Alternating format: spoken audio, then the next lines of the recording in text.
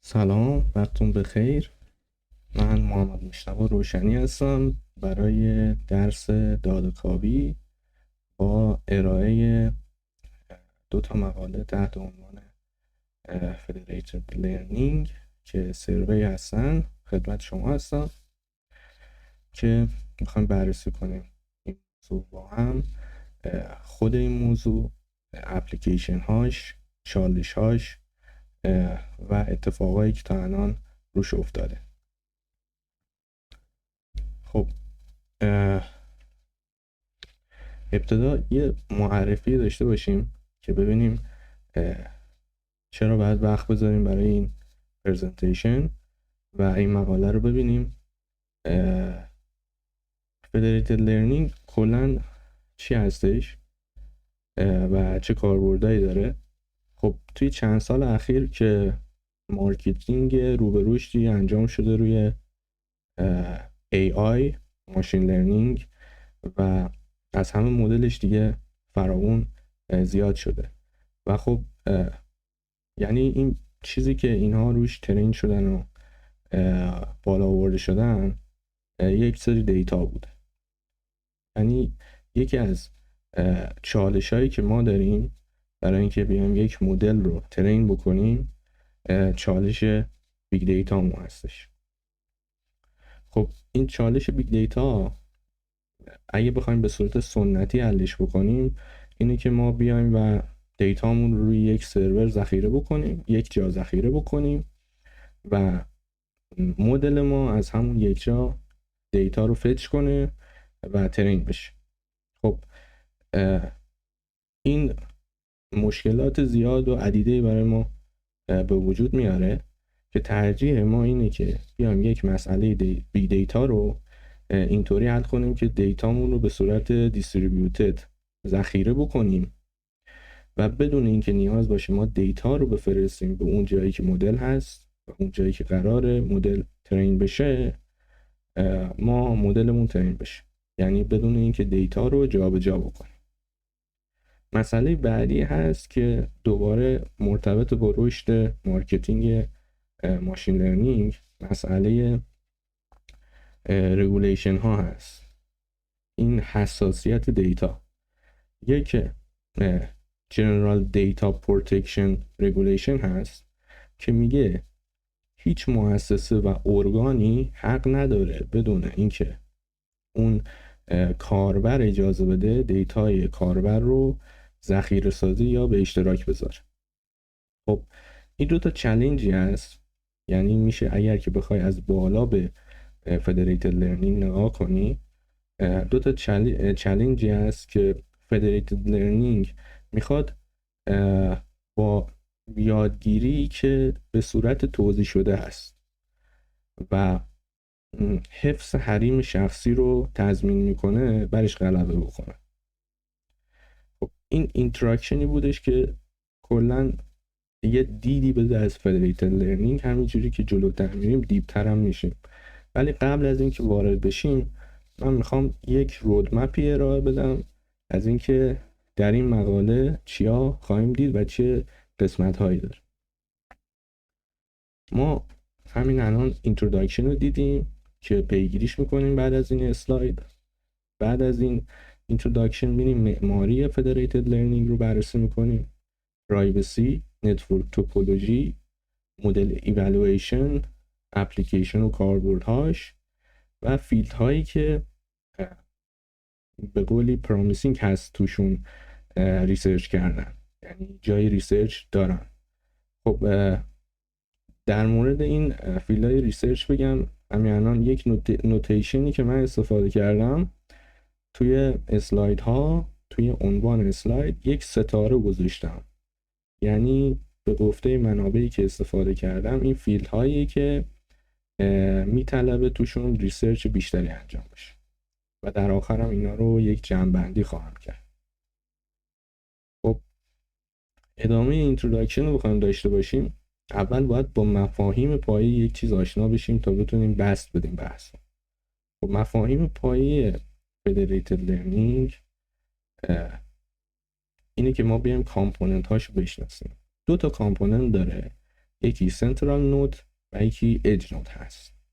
خب اول من اج نود رو بررسی میکنم، ولی قبلش یه پرانتز باز کنم که ترتیب مباحثی که من آوردم، تاپیک هایی که آوردم ممکنه با ترتیب تاپیک های منابعی که استفاده کردم یکسان نباشه، چون صلاح دیدم اینجوری پرزنتیشن رو جلو ببرم و اگر که بعداً توی مقالات مورد بررسی قرار دادید این رو خودم عوض کردم.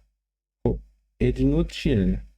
اج نود به فرض توی مثال بیگ دیتامون یک نودیه که این نود داره دیتا رو کالکت میکنه و نگهداری میکنه و این دیتایی که کالکت کرد و نگهداریش کرد، این اج نود خودش مثلا شروع میکنه روی این ترین شدن و آپدیت هایی که میشه مدلش رو میفرسته به سنترال نود.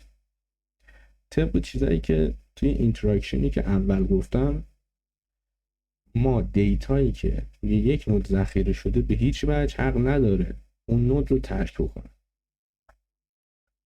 مثالی که از اج نود داریم دقیقا مثال اسمارت فون هست، یک گوشی هوشمند، یک ماشین تسلا که دیوایس های IoT، اینا همشون مثالای از اج نود هست. سنترال نود که مثالش یک سرور هست، سنترال نود خب اینقدر فرض کنید چندین تا نود وصلن به یک سنترال نود و اینا دارن آپدیت میفرستن.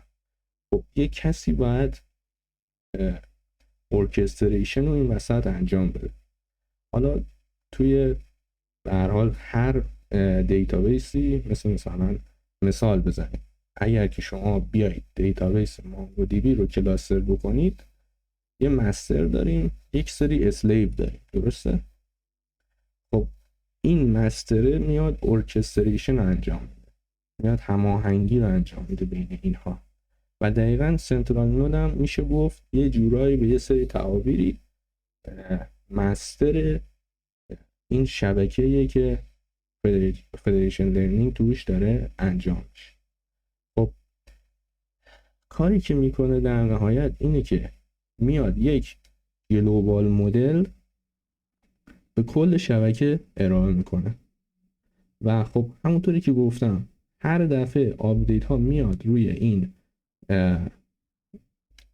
این سنترال نود از نودهای توزیع شده، یعنی به ذات فرایندش فرایند افزایشی اینکریمنتال و دیستریبیوتد هست. خب در کل چیکار کردیم؟ کاری که کردیم اومدیم کامپوننت ها رو الان ما بیان کردیم، اومدیم گفتیم چی میخوایم. چیزی که میخواستیم این بودش که بیایم مدل آپدیت ها رو به جای دیتا بفرستیم روی از اج نود بفرستیم روی سنترال نود، به طوری که ریسورس ما اون ریسورس های ما کاهش پیدا کنه، منابع ما کاهش پیدا کنه. منابع رو میتونیم تعبیر بکنیم به فضای ذخیره سازی و بندویت نتورک، اون پهنای باند شبکه. علاوه بر اینا ما داریم کوالیتی سرویسمون رو افزایش میدیم. و یه نکته ای که هست اینه که ما وقتی دیتا رو یک جا نگه میداریم داریم گارانتی میکنیم اون پرایوسی دیتا رو اونجا، یعنی یک لیر پرایوسی هم ما داریم به این اضافه میکنیم.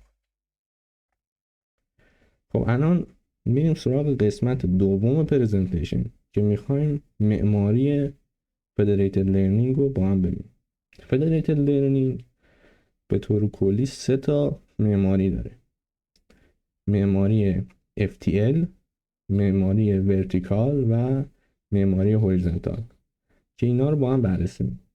اما قبلش یک سری ترم هایی هست که بعد نوتیشن هاشون رو ما بلد باشیم، چون یک سری تعاریفی هست که میخوایم بررسیشون کنیم.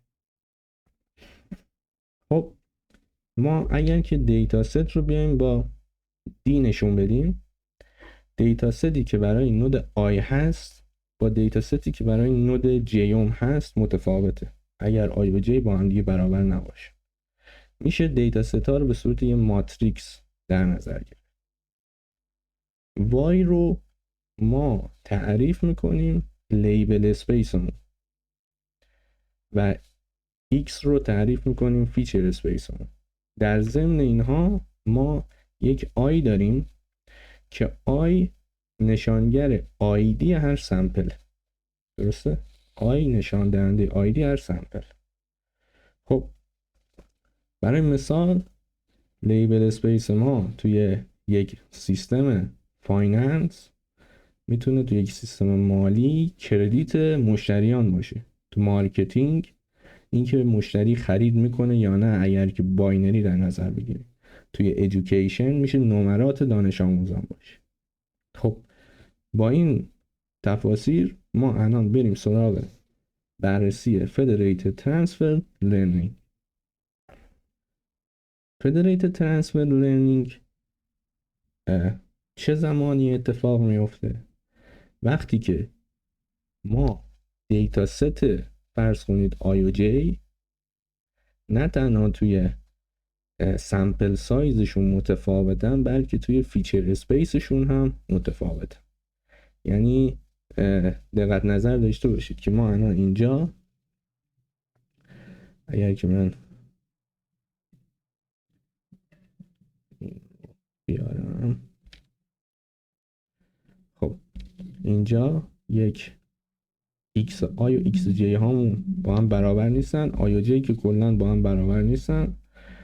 خب در اینجا ما داریم x آی با x j برابر نیست. درسته؟ خب x آی j با هم برابر نیستن، یعنی x ما که نشان دهنده فیچر اسپیس ما بود با x j ما، x آی ما با x j مون برابر نیست.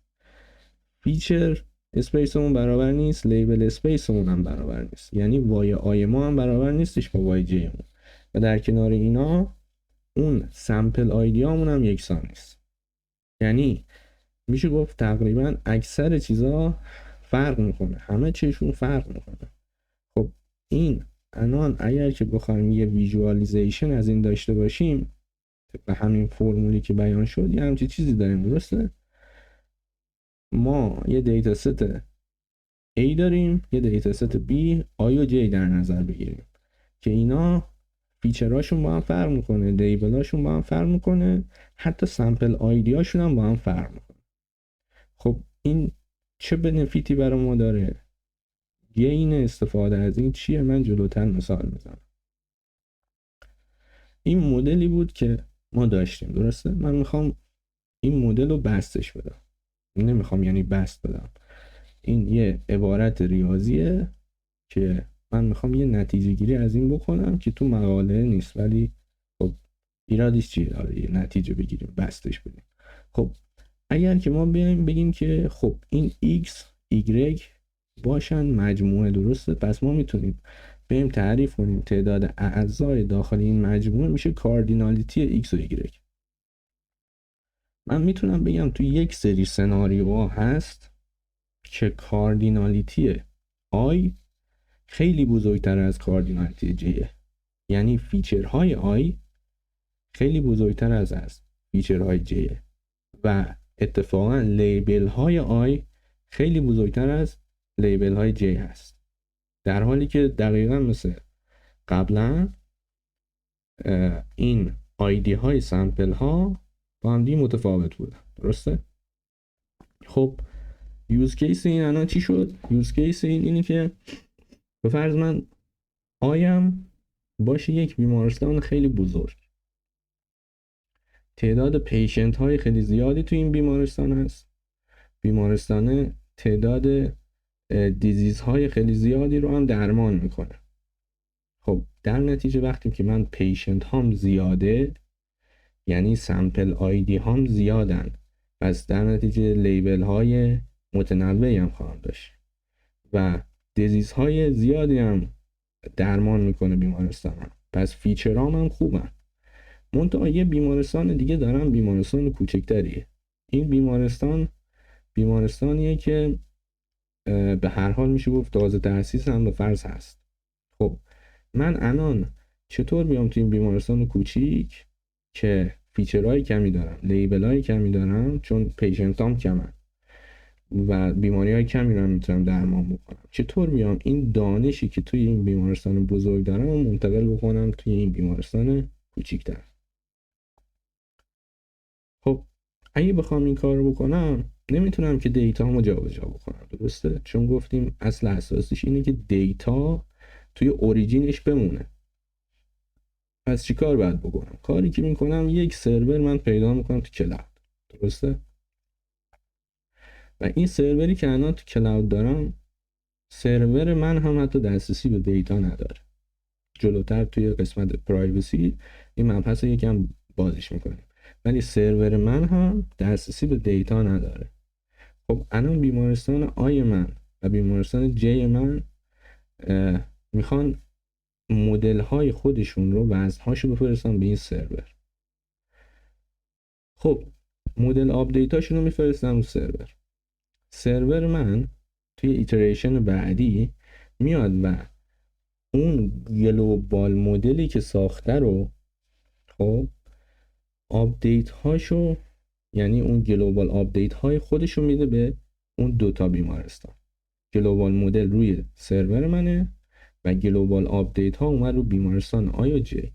در نتیجه من تونستم دانشی که داشتم تو بیمارستان آیوم رو منتقل بدم به بیمارستان جیوم بدون اینکه نیاز داشته باشم دیتایی که توی بیمارستان آی هست رو در اختیار بیمارستان جی قرار بدم، بدون اینکه نیاز باشه یک دیتا ست مثلا پرسیست بدم به بیمارستان جی که بگم خود بیمارستان جی بره ترین بکنه. خب این مزیت این سیستم حساب میشه. معماری بعدی که دارم معماری هوریزونتال هست یا معماری سامپل بیس. این معماری اینطوریه که میگه شما فیچر اسپیست با هم برابره، یعنی فیچرهای یکسانی داری. خب اون بیزینسی که داری یکسانه، مثلا دوتا بانک، دوتا ای کامرس، دوتا بیمارستان، مثلا اون دقیقاً فیچرهای برابری داری.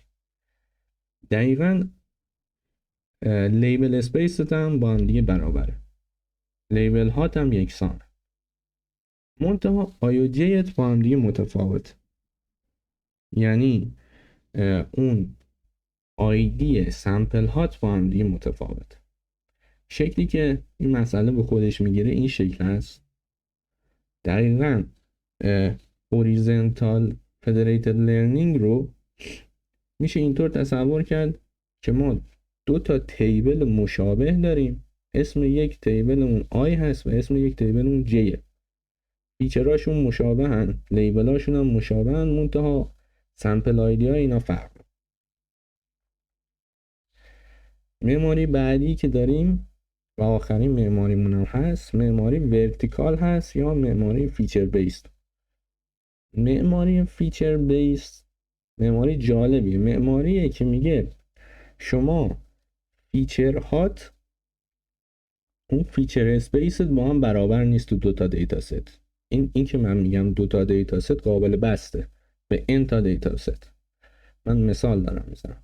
شما فیچر اسپیسات توی دوتا دیتا ست برابر نیست، لیبل اسپیسات هم برابر نیست، ولی سامپل آیدیات برابر. سامپل آیدی های شما برابر.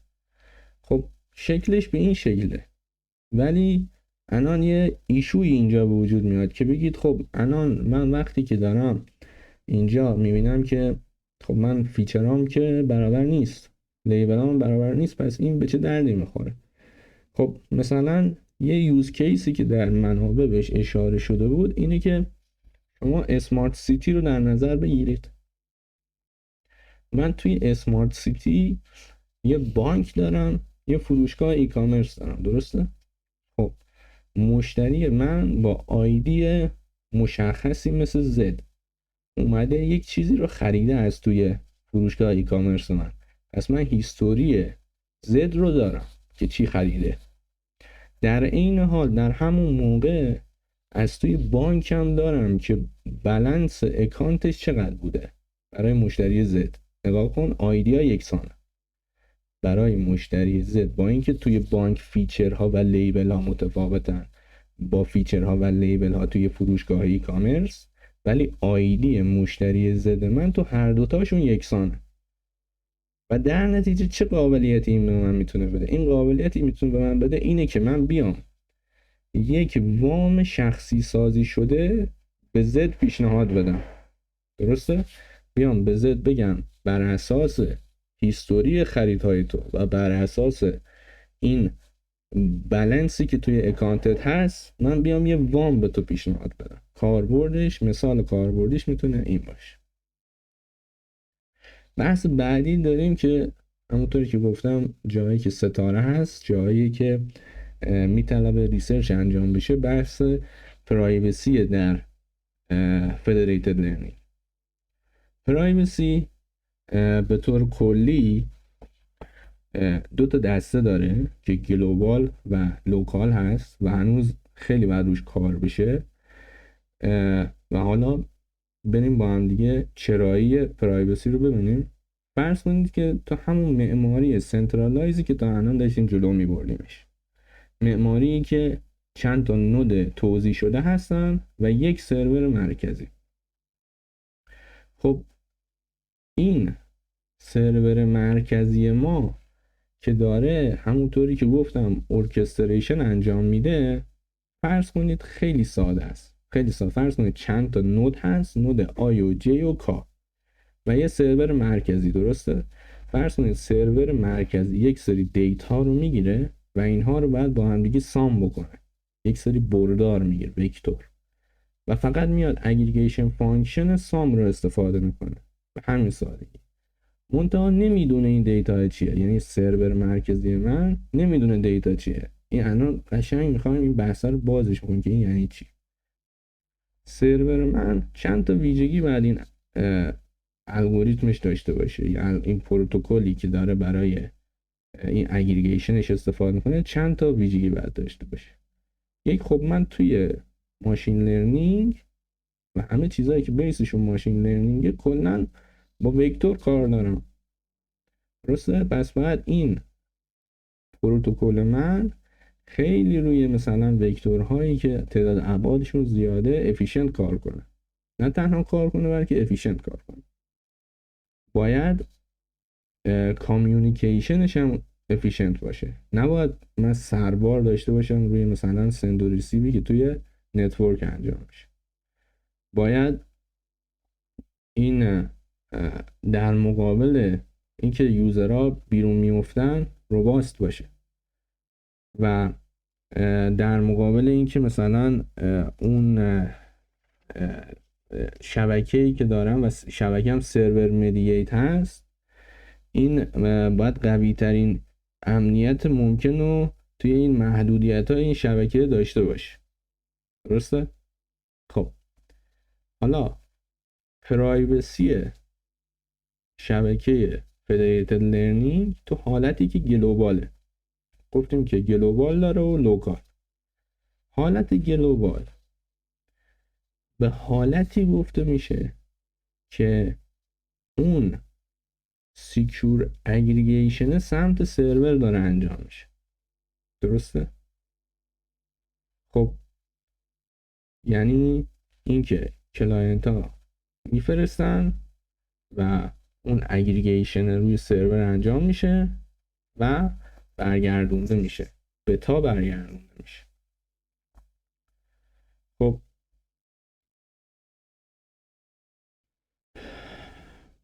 پرایوسی ما توی زمانیه که این چیزا، این عملیات سکیور اگریگیشنه داره توی نودها انجام میشه، نه سمت سرور.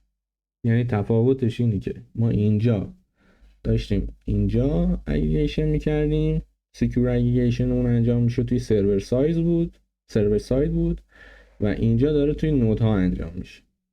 درسته؟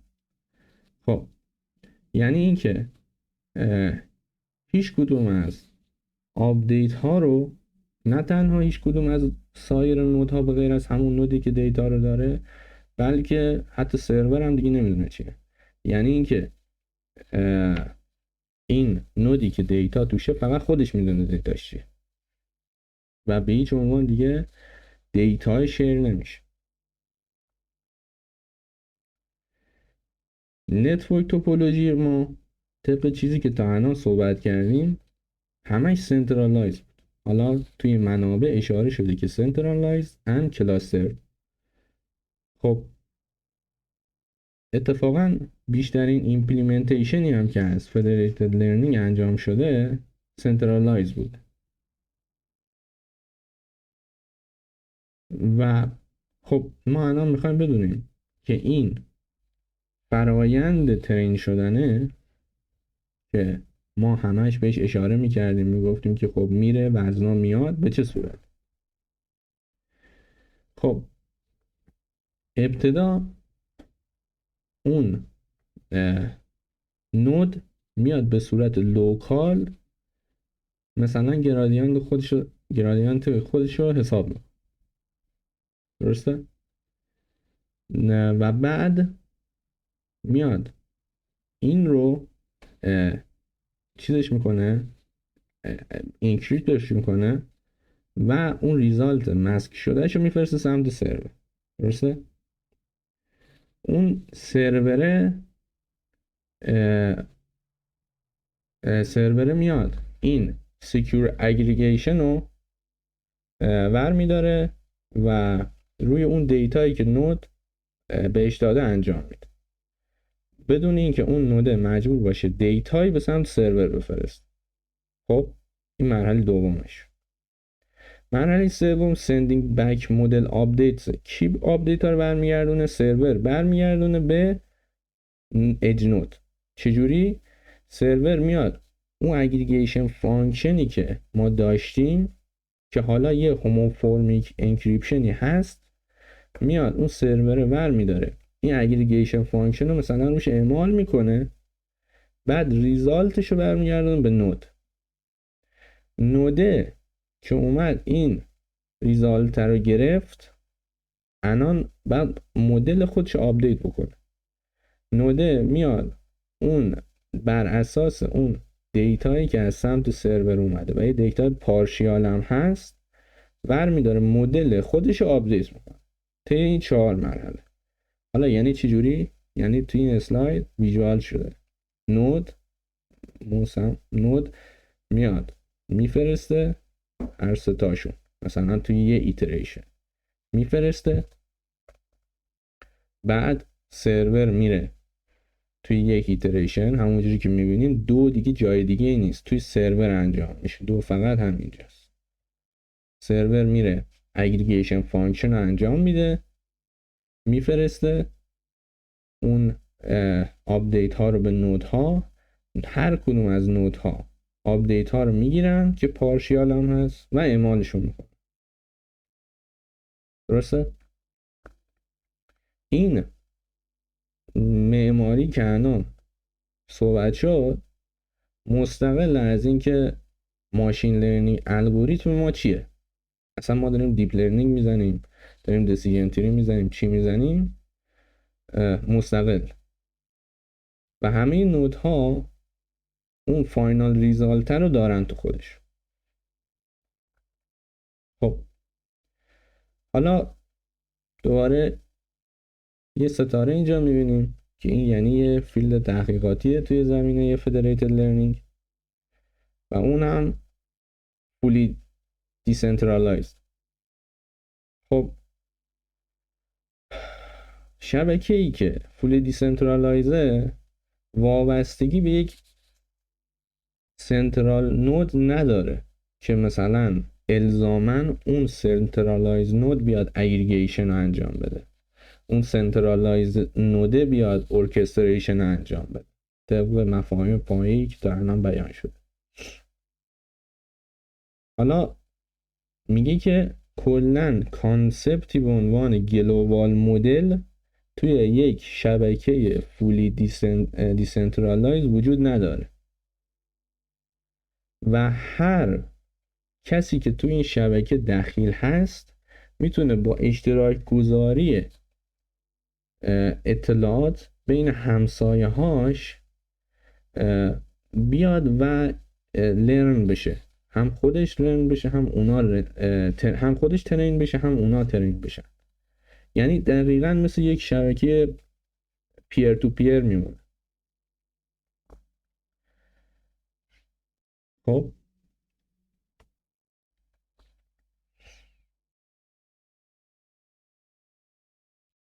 کلاً یک شبکه فولی دیسنترالایز، یک فدریتد لرنینگ با توپولوژی نتورک فولی دیسنترالایز دو تا کامپوننت اصلی داره. کامپوننت اولش اینه که ما بیایم از توی این دیتا سمپل های مختلف رکورد هایی رو برداریم.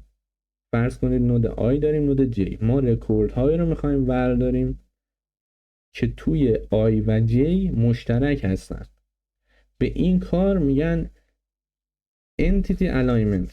منتها یک مسئله اینجاست. مسئله اینه که ما entity alignment مون باید encrypted باشه. درسته؟ و در طول این پروسس نباید اطلاعات کاربرهایی که مشترک نیستن منتشر بشه. خب حالا بعدش چی؟ بعد از اینکه ما این اطلاعات مشترک رو پیدا کردیم، الان فاز ترین رو داریم. دوباره فاز ترین رو میشه یکم اینجا مهندسی تر بهش پرداخت، یکم فنی تر در باش صحبت. مثلا فرض کنید نود آی من هست و نود جی من هست. فرض کنید نود جی هم نیست. فرض کنید من یک نود آی دارم، یه دونه کلابریتور دارم. کلابریتور مثلا اینطور، کلابریتور اینجاست و فرض کنید این نود نیست و فقط همین نوده. خب من چیکار کنم اینجا؟ من میخوام دیتام اینکریپتد باشه دیگه، درسته؟ خب من بیام روی نود یکم خیلی ساده یه پابلیک کی بسازم. پابلیک کی دیگه، درسته؟ یه دونه پابلیک کی دارم، یه دونه سیکرت کی دارم، پرایوت کی دارم. این پرایوت کی دست منه. من میام دیتامو ساینش میکنم با پابلیک کی، میفرستمش به هر کی دلم خواست. و طرف تا وقتی که اون پرایوت کی من نداشته باشه نمیتونه بفهم دیتا چیه. درسته؟ خب هوموفورمیک اینکریپشن دقیقا همینجا به درد میخوره. اینه که من میام توی نود یک دیتایی رو که دارم ساینش میکنم با پابلیک کیم، میفرستمش به کلابریتور. بعد این کلابریتور من نمیدونه دیتا چیه ولی میتونه روش عملیات ریاضی انجام بده، مثلا لاجستیک رگرشن بزن و بعد ریزالت رو به من برگردونه و بعد ریزالت رو برگردونه توی نود یک، ریزالت رو برگردونه به من و من وقتی که ریزالت برگردونده شد به هم، چون پابلیک کیش مال خودم بوده با پرایوت کی میام دیکریپتش میکنم و دیتایی که میخواستم رو میگیرم. درسته؟ خب همین الان هم این پایینش نوشته که حالا من برمیگردم به اسلاید قبلی که یه مروری داشته باشیم. sending public keys exchanging intermediate results. این رو صحبت میکنیم در موردش تو اسلاید قبل، فقط اینجا گفته شده. میریم تو همون اسلاید قبلی صحبت. کلابریتور مرحله یکو دارم میگم اینجا. کلابریتور میاد انکریپشن پیرز رو میسازه و میفرسته به، یعنی اون انکریپتد، یعنی اون فرض کنید یه پیر داره اونو میسازه و اون پیراشو میفرسته به نود یک و دو. خب یعنی توی استپ یک میاد مثلا ساین میکنه میفرسته به نود یک و دو. نود یک و دو میان اینکریپت میکنن و اکسچنج میکنن دیتاشون رو با هم. اینایی که بولد کردن مبدا و مقصد رو مشخص میکنن. مثلا کلابریتور اینجا میفرسته به نود یک و دو، اینجا مثلا نود یک و دو با هم دیگه اکسچنج میکنن. توی مرحله بعدی نود یک و دو میان انکریپتد گرادینت و لوز و اینها رو به صورت انکریپتد میفرستن برای کلابریتور. یعنی توی مرحله 3 نود 1 و 2 بعد از اینکه اکسچنج کردن میفرستن برای کلابریتور. بعد کلابریتور من دیکریپت میکنه و دیتا و اون گرادینت و لوز دیکریپت شده رو میفرسته به نود 1 و 2. دقیقاً این خط سبزا میشه، میفرسته به نود 1 و 2. درسته؟ و بعد نود 1 و 2 میان این دیتا رو روی مدلشون اپلای میکنن.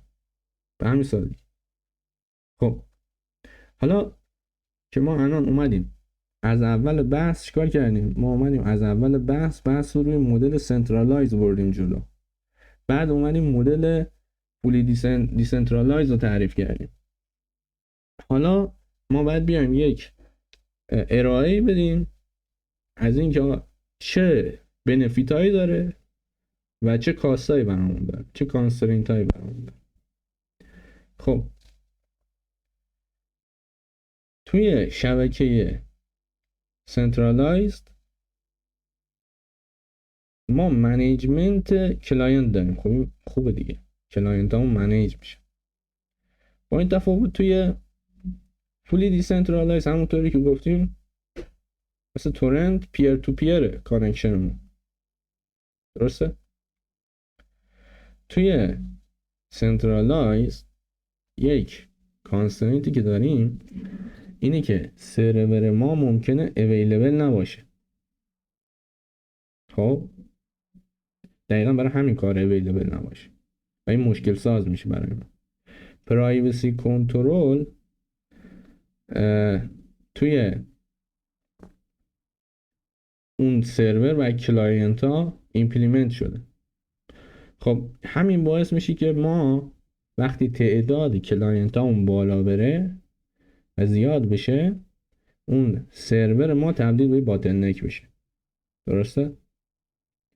خب بیایم بعدی رو نگاه کنیم. این مثلا یه ترد پارتی سیستمه برای اینکه اون به قولی تراست فاکتور رو داشته باشه بین کلاینت ها. ممکنه سوال پیش بیاد که خب یعنی چی تراست فاکتور داشته باشه؟ چجوری مثلا کلاینت ها یعنی چی به هم اعتماد ندارن؟ جلوتر صحبت میکنیم. ممکنه یک کلاینتی وقتی که میخوایم زمینه‌های تحقیقاتی رو مورد بحث قرار بدیم صحبت میکنیم، ممکنه یک کلاینتی به صورت ادورسیال بیاد یک دیتای سمیری رو بفرسته به سایر، یعنی بفرسته به شبکه، بفرسته به سنترال. یه به قول تعبیر همین مقاله پویزنس دیتا، و این یکی از حملاتیه که میاد و روی فدریتد لرنینگ تاثیر میذاره.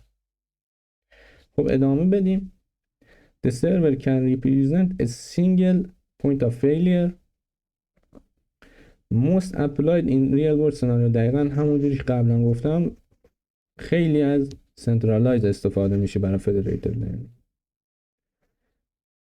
توی last functionش برای هر کلاینت هم ایشو داره.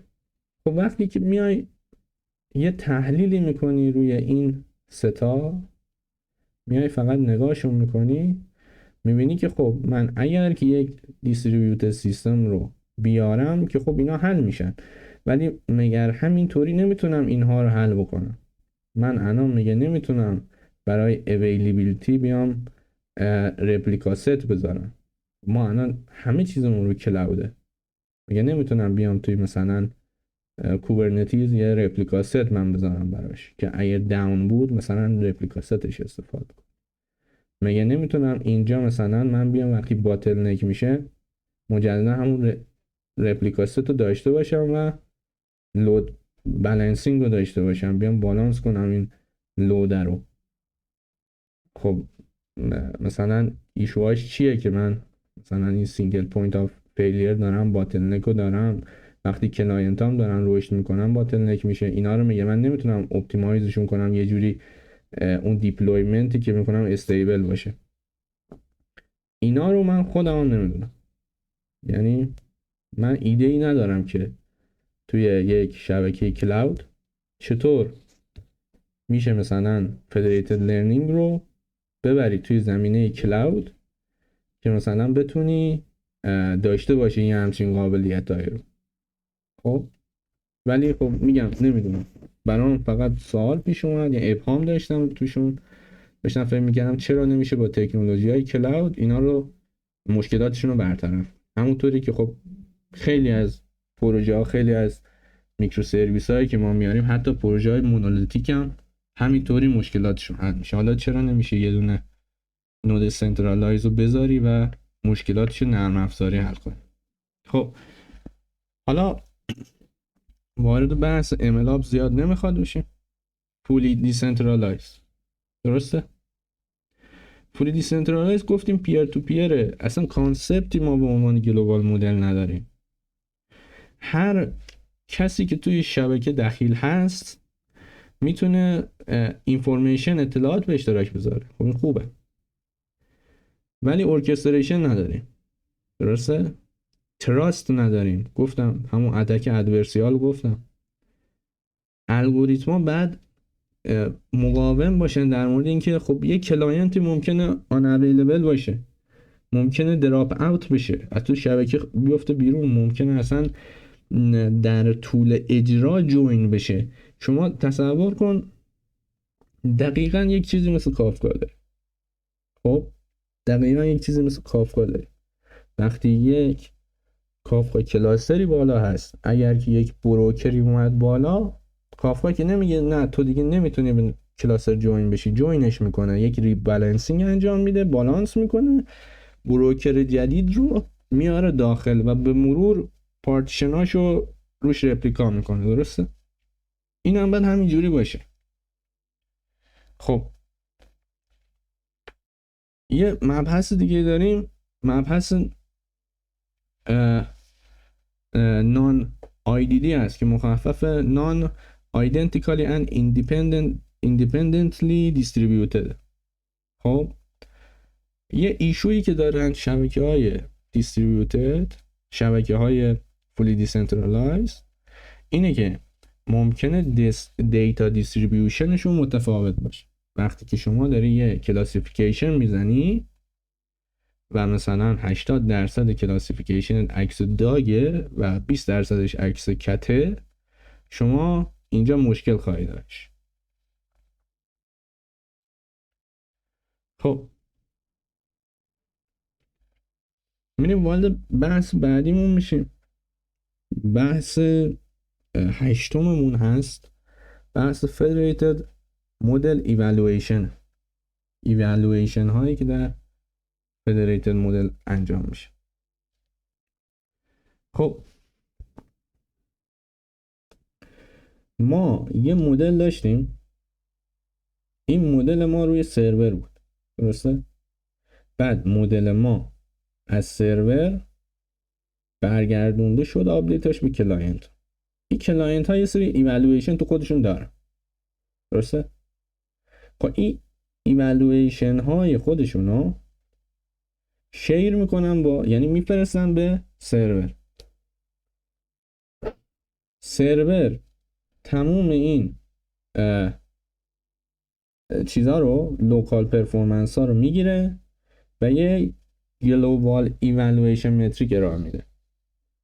حالا یه سوال اینجا مطرح میشه، طبق صحبتی که اولین اسلاید درس داشتیم، الان برگشتیم به همون اولین اسلاید. ما یه مسئله بیگ دیتا داریم، درسته؟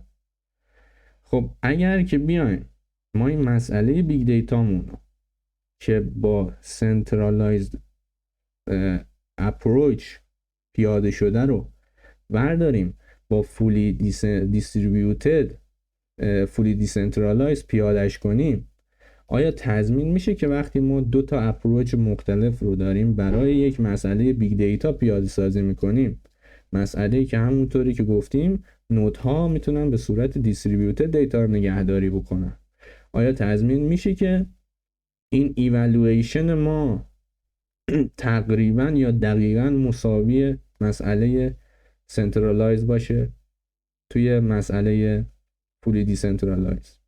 ما دنبال اینیم که تقریبا یا دقیقا مساوی سنترالایز بشه.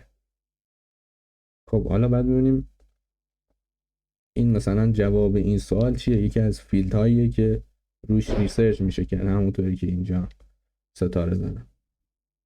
خب متریک های ایوالویشن به دو صورت آماری و به دو صورت سیستم متریک هست. متریک های آماری که معرف حضور همه هست، پرسیژن، ریکال، F1 اسکور. خب سیستم متریک چیه؟ شما فرض کنید که ما اومدیم از KTS استفاده کردیم یا مثلا گرافان های پرومتوسی، سنتری، هرچی. ما داریم ریسورس های یک پاد رو مانیتور میکنیم، میبینیم چقدر پاور کانسامپشن داره، چقدر بندویت داره، چقدر رانینگ تایم داره، درسته، چقدر اینکریپشن و دیکریپشنش اوورهد داره، خب چقدر سیستم تروپوت داره، چقدر مموری کاست داره. و از روی همینا ما میتونیم یک مدل ایوالویشن داشته باشیم. بحث نهم بحث جذاب اپلیکیشن هاشه. حالا که اومدیم شناختیمش، بعضی از چالشاشو دیدیم، بعضیشو میبینیم، اومدیم دسته‌بندی کردیم معماریشو، اومدیم گفتیم سکیوریتیش چیه، اومدیم نتورک توپولوژیشو گفتیم، اومدیم گفتیم ارزیابی مدلشو چجوری انجام بدیم. حالا ببینیم کاربردش چیه. 3 تا دسته کلی کاربرد تعریف شده برای فدریتد لرنینگ. دسته آنومالی دیتکشن، دسته دیستریبیوتد دیتا استریمینگ که من این دوتا رو توی یک اسلاید میگم، و در آخر هم دسته گراف ریپرزنتیشن.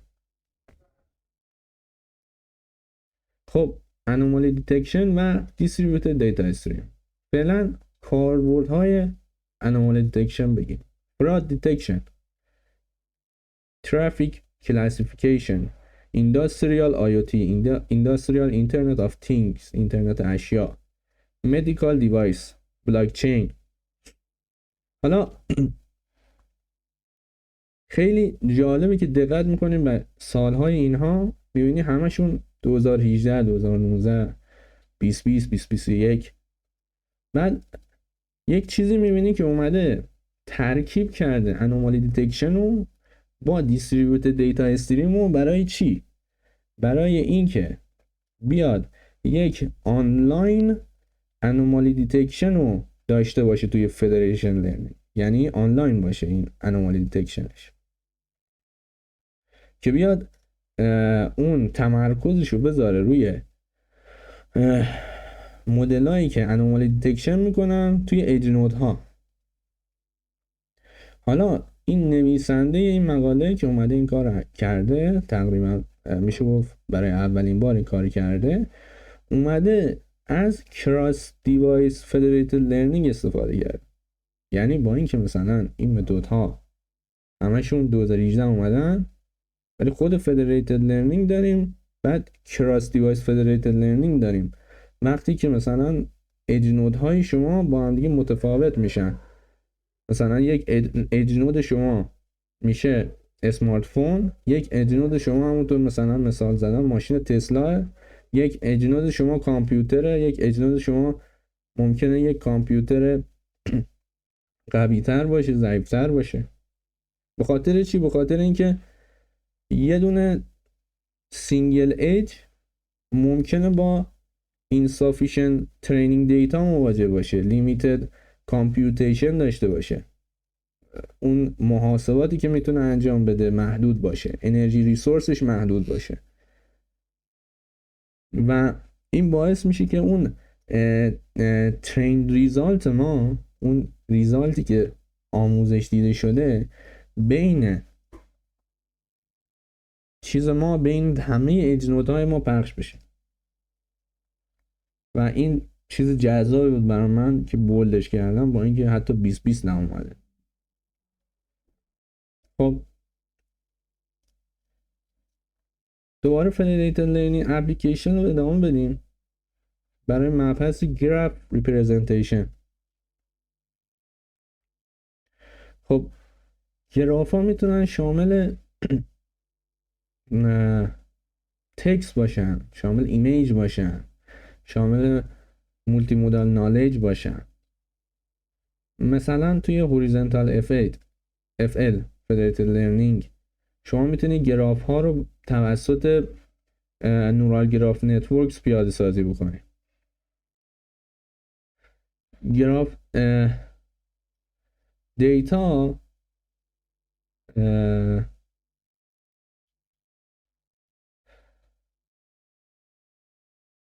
گراف دیتا ها توی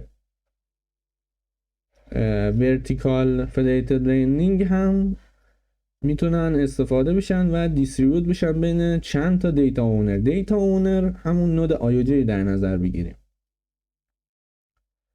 و ترینینگ پروسس هم میتونه شامل کلابریتور ماژول باشه. حالا کارهایی که اومدن انجام دادن روی گراف پرزنتیشن، ترافیک فلو پردیکشن بوده، گراف لول کلاسترینگ بوده، نود کلاسیفیکیشن بوده. اینا کارهایی که اومدن انجام دادن. یه مسئله دیگه هم هست، دوباره برگردیم به اسلاید اول. خب اون بیگ دیتا ما، مسئله بیگ دیتا ما مسئله بود که ما گفتیم که خب ما نمیتونیم بیایم و دیتا رو تو یه جا ذخیره کنیم، بیایم دیستریبیوت ذخیره کنیم. خب الان اگه یه سیستم تردیشنال باشه، ما باید یک دیتابیس داشته باشیم که توی این دیتابیس ما بیاد و همه دیتا ریخته بشه. حالا ما میخوایم یه کوئری بزنیم، مشکل میخوره. خب ما دنبال یه چیزی هستیم، یه ابزاری هستیم که بیاد این کوئریه رو به صورت دیستریبیوت بزنه. حالا آیا میتونیم با این پیادهش کنیم یا نه، این سوال خود منم هست، بعد روش آرندی بشه. اینا ابهامات خودم هم اینجا میگم که اگر اساتید مورد بررسی قرار میدن راهنمایی بود. خب حالا بخش آخر که بخش دهم مقاله منبع اولمون هست، بخش Research Challenges and Future Direction. خب دقت بکنید، این مقاله تأکیدش روی پرایوسی بود و سکیوریتی و الان هم میگه بزرگترین چالش توی این سیستما که هنوز جای خیلی کار زیادی هم داره توی فدریتد لرنینگ مجددا سکیوریتی پرایوسیه. شما باید دنبال یه دونه کامیونیکیشنی باشی که کاستش کم باشه، هزینهش کم باشه. خب این کامیونیکیشنی که رو نتورک داری، رو شبکه داری، این باید هزینهش کم باشه. حالا میتونی بیای تعداد کلاینتاتو کم کنی، میتونی بیای آپدیت سایزا رو کم کنی، میتونی بیای تعداد آپدیت هایی که انجام میدی رو کم بکنی. درسته؟ خب منتها مثلا حالا میتونی بیای اصلا نودات همون شکلی که قبلا داشتیم، مثلا یکم فنی‌تر بخوایم صحبت کنیم، میتونی بیای RPC بزنی مثلا از نودات به سرور نودت، RPC بزنی از نودا به هم دیگه. میتونی بیای عوض کنی اون سریالیزیشن دی سریالیزیشنی که اون وسط داره اتفاق میفته که بتونه سریعتر باشه. اینا همش فیلدایی که میشه انجام بشه. اون هتروجنسی فارسیش میشه ناهمگونی. هتروجنسی کی رخ میده؟ خیلی این خیلی لطیف اومده بیان کرده این منبع اول. اومده گفته در نظر میگیر مسئله بیگ دیتا تو، شما اومدی همه دیتا رو زدی ریختی توی یه دونه نود. حالا این دیتایی که ریختی توی یک نود، الان این دیتا شما اون نوده فقط دانشو داره، اون نوده فقط دیتا رو داره. تو کل شبکه اون نوده که فقط دیتا رو داره. حالا اون نودی که فقط دیتا رو داره، اون ممکنه توی شبکه مشکلات به وجود بیاره. میتونه اون مشکلات یعنی ناهمگونی رو تو شبکه به وجود بیاره. برای همین یه فیلد ریسرچی که اینجا هست فیلد اینه که بیای شما یه کاری بکنی که واریانس دیتاهات کاهش پیدا بکنه. توی مسئله‌ای که ما الان باش، توی یک سولوشنی که ما الان باش مسئله بیگ دیتا رو حل میکنیم، اینه که میام یه ETL تشکیل میدیم، Extract Transform Load. حالا بحث اینه که بیایم و اینو هندل بکنیم. یک فیلد ریسرچ دیگه اینه که شما بیای کاری بکنی که این فدریتد لرنینگی که ساختی وایت باکس بشه، یعنی مخالف بلک باکس. کسی که نان تکنیکاله بتونه از این استفاده، بتونه از این پردیکشنش استفاده بکنه، یعنی اون زینفعانش، که یعنی الگوریتم‌های تو جوری بنویسی که explainability باشه، یعنی قابل توضیح باشه. خب و در آخرم اینجا اسلاید آخر رو مشاهده میکنید از این ارائه. یکم طولانی شد، عذرخواهی میکنم. خب منم وقت زیادی گذاشته بودم برای آماده کردن این ارائه، مباحث زیاد بودن، 2 مقاله سروی بود، در کل عذرخواهی میکنم در حدود 1 ساعتی شد، ببخشید من رو. ولی به نظرم پوشش جالبی بود روی مباحث فدریتد لرنینگ. من ایمیل خودم هم ابتدای اسلایدها گذاشتم، اگر که میتونید در زمینه سوالاتی که ایجاد شده بود برام بهم کمک کنید، خب میتونید لطف کنید و بهم ایمیل بدید. منبع اول رو اینجا میبینید، منبع اولمون دقیقاً عنوان این پرزنتیشن هم هست، یعنی میشه گفت ما یه جورایی فهمیدیمش و درباره هر کدوم از اصطلاحاتش تحقیق کردیم، به فارسی درش آوردیم و پرزنت کردیم. و خب گاهی از توی منبع اول یک سری بیانات خوبی نبود و رفرنساشو پیدا کردم که از توی منبع دوم رفتم متون اصلی رو آوردم، تصاویر اصلی رو آوردم از توی منبع دوم، و منبع دوم هم عکسش پایین هست و لینکش هم هست، میتونید استفاده بکنید. و اگر که نیاز به پاسخگویی به هر گونه سوالی بود از طریق همون ایمیل من در خدمتتون هستم. امیدوارم که موفق باشید. خدا نگهدار.